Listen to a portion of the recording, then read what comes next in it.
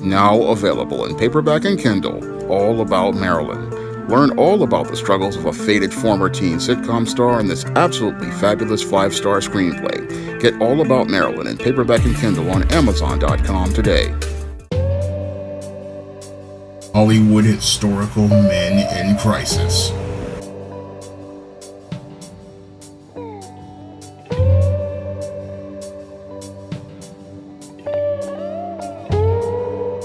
One of my viewers wanted me to do another episode in the Hollywood Historical Men in Crisis series. And for this episode in the Hollywood Historical Men in Crisis series, I'm going to be talking about two Hollywood historical men in crisis who struggled with addiction, comedian Lenny Bruce and Matthew Stymie Beard. All images in this video are used under fair use of United States copyright law and are used in conjunction with my commentary. Now, the first Hollywood historical man in crisis I'm going to be talking about is Matthew Beard. Now, Matthew Beard played Stymie in the Hal Roach Little Rascals or Our Gang shorts, and he wound up on the road to being in crisis, sadly, after his Hollywood career wound up ending. Now, your Matthew Beard wound up getting the role of Stymie in 1931 because Alan Hoskins, the boy who played Farina, had his contract end and didn't want to play the role of Farina anymore. And the studio wanted to go out here and replace the longest-lasting Our Gang character with another black boy, and they tested and screened around 350 kids. However, when Matthew Beard walked out on the stage, Robert F. McGowan quickly signed him to a 5-year contract, and he didn't even have to do a screen test. Now, they originally wanted to name Matthew Beard's character Hercules, but Robert F. McGowan named him Stymie, and that was the name that became his handle when he was a part of the Our Gang films. And as he was working on the Our Gang films, he wound up becoming liked by legendary comedian Stan Laurel, who worked just a studio away from the Our Gang production, and he was the one who gave Matthew Beard the iconic derby hat that he wore when he played the role of Stymie. Now, as he was playing the role of Stymie, Stan Laurel had great respect for him because he went out here and bought him ice cream on occasions, and Matthew Beard soon learned that the hat that Stan Laurel gave him actually was a sign of great respect because the derby hat represented a crown of comedy and showed how much Stan Laurel had respect for him. Now, Matthew Beard, as he was working at the Hal Roach Studios, he was out here using the money from the Our Gang shows to support his 13 brothers and sisters and help them even go on to become part of the Our Gang themselves. And as he was working on these shorts with sometimes some of his members of his family, he was out here doing the best that he could to help support his family. However, as the Our Gang films ended, this is where your Matthew Beard went from being a boy on the road to becoming a man to becoming a man in crisis. And it was when he wound up leaving the Hal Roach Studios and the Our Gang films that Matthew Beard started to have some issues, because it was there that he ran into all of the racism that went on in the leftist state of California, where blacks were actually in a second-class status and were not treated with the respect that many of the black performers used to receive in the so-called leftist parts of the country, because that's where your Matthew Beard, possibly as I see it, ran into racism, and he also didn't possibly get respect from people as related to him being a former star. So whenever people see a child actor, a lot of times people get jealous and they want to find ways to disrespect that child star by going out here and disrespecting them, and that makes it hard for them to go out here and transition into a normal life. and that makes it hard for them to be able to go out here and try to navigate a life after their careers have had their peak. And this was something Matthew Beard was dealing with as he was in high school. And even though he was going out here getting gigs here and there, he was under a lot of pressure. And it was that pressure that possibly, I believe, led to him winding up on a dark road where he wound up getting into drugs. And I believe that was the motivation for his addiction, because I talk about this in my book, The Man Crisis, Addiction, and in the chapter Addiction and the Man Crisis.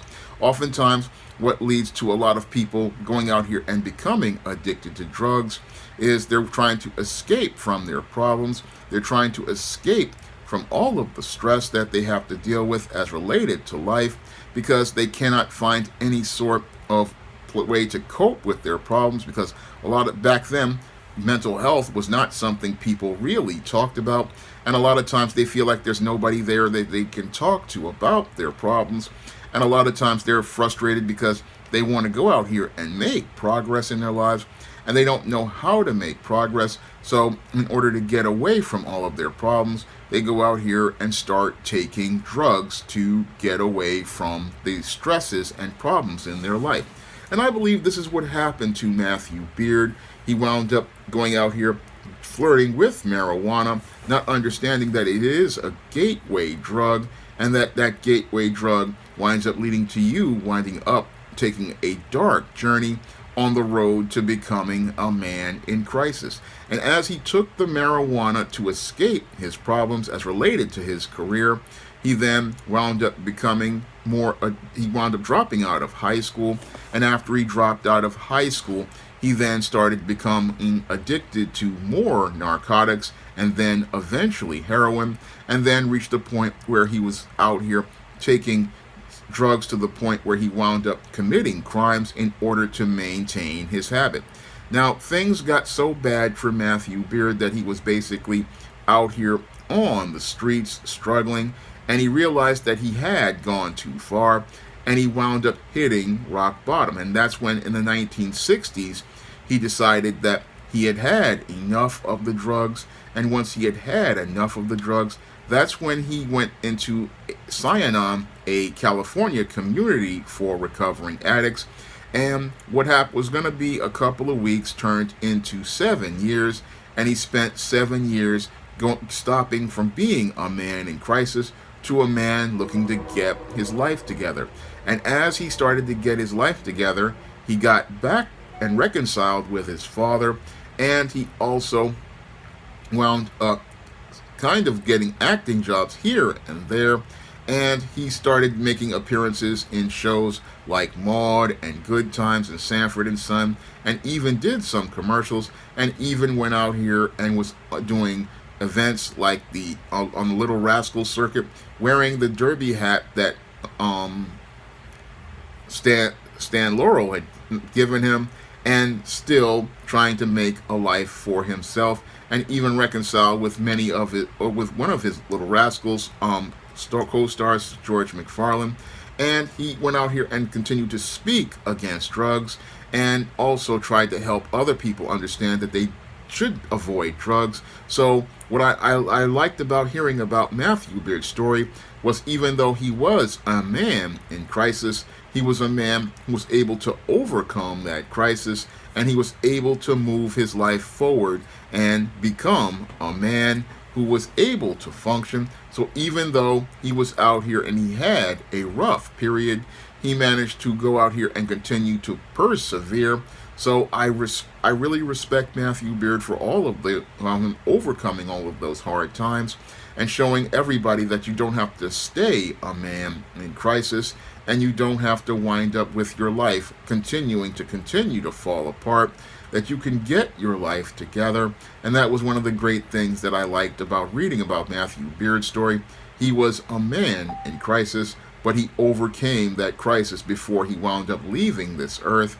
And while he sat there, and again, he blamed a lot of his addiction on the ghetto, and I have to agree part of it was the ghetto, and it really was the racism he encountered, because a actor like him should have been living in a better neighborhood, but the racism kept him redlined in that neighborhood, and that led to him having issues in his life. That in 1981 he had a stroke, and then he wound up falling down a flight of stairs, but sadly after this he wound up passing away at 56, and thank God he managed to work things out in his life before he passed, because he is a shining example of how you can overcome being a man in crisis. Now, the second Hollywood historical man in crisis I'm going to be talking about is legendary comedian Lenny Bruce. Now, Lenny Bruce was a legendary comedian because he wound up breaking the boundaries as related to comedy with his very vulgar style of comedy, and that vulgar style of comedy paved the way for legendary comedians like Richard Pryor and George Carlin, and in my time, guys like Andrew Dice Clay. They all walked down the road that Lenny Bruce wound up paving back in the extremely conservative 1950s. However, before Lenny Bruce was paving the way for bluer and darker and vulgar more styles of comedy, he was on the road to becoming a man in crisis when he was very young. Now, when Lenny Bruce was very young, his parents wound up divorcing when he was 10 years old, and when his parents wound up divorcing, this is what leads to many boys winding up on the road to becoming a man in crisis, and Lenny Bruce was on that road because he rarely ever saw his father, and his mother, who was a stage performer and a dancer, she was the only one who had an influence on Lenny Bruce. And again, this leads to a boy being a man in crisis, because when he doesn't have a relationship with his father or a relationship with his mother, he winds up not getting his emotional needs met, and Lenny wasn't able to get those needs met because he was living with various relatives over the next decade, and he never had a stable home environment. He never really got close to his parents, and this is possibly what led to the issues that he had later on in his life. And Lenny Bruce did his best to try to navigate a life, because he was trying to work on a farm for a while, but I guess that didn't make enough money, so he joined the United States Navy at the age of 16 and did service in World War II. And as he was doing service in the military, he decided to entertain his shipmates by dressing in drag, and this basically led to the end of his military service in the Navy, because his commanding officers saw this performance, got upset, and said that he was possibly experiencing homosexual urges, and then wound up discharging him from the Navy.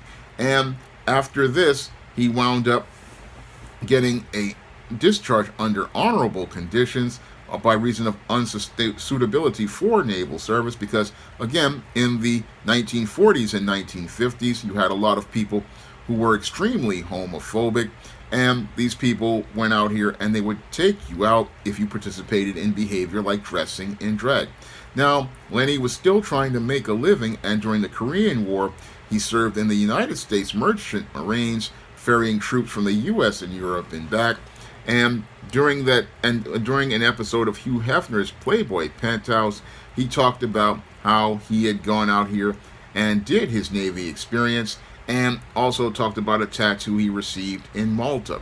So after his stint in the Merchant Marines, he then went and lived with his father, and then tried to establish himself as a comedian. And as he was trying to establish himself as a comedian, he wanted to find a way to stand out. And the way he stood out was by going out here and participating in talking about controversial subjects, talking about obscene things, and criticizing organized religion, and also criticizing the government. So his style of comedy led to the humor I see a lot today. So Lenny Bruce was the first of the comedians to go out here and talk about heavier topics, and talk about more controversial subjects and get us to laugh at these controversial subjects. However, in the very formal 1940s and 1950s, this was considered to be offensive behavior. So this was something that really got a lot of people upset, but it did get people talking about Lenny Bruce. And he went out here and was making this type of comedy. And he also even wanted to do screenplays, but never got anything sold. And he was still out here making his kind of comedy, and still out here making all these kinds of, again, dark and blue humor. And while he was doing this blue humor and records and going out here and making these records, he was dealing with a lot of people who were upset about his kind of comedy. And some people called him a sick comic.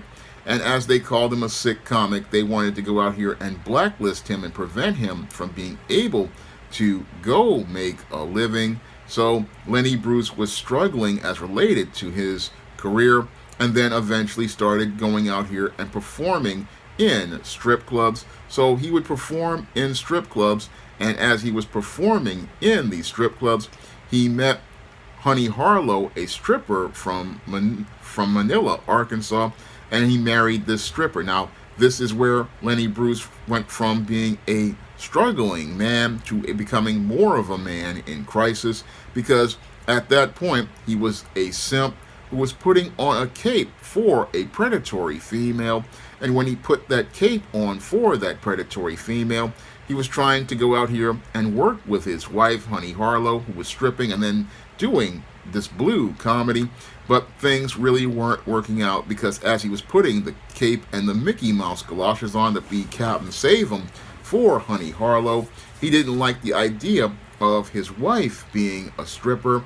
But he didn't understand that if you wanted a quality woman, you can't go out here and change a stripper into a housewife, because this is the career that she chose.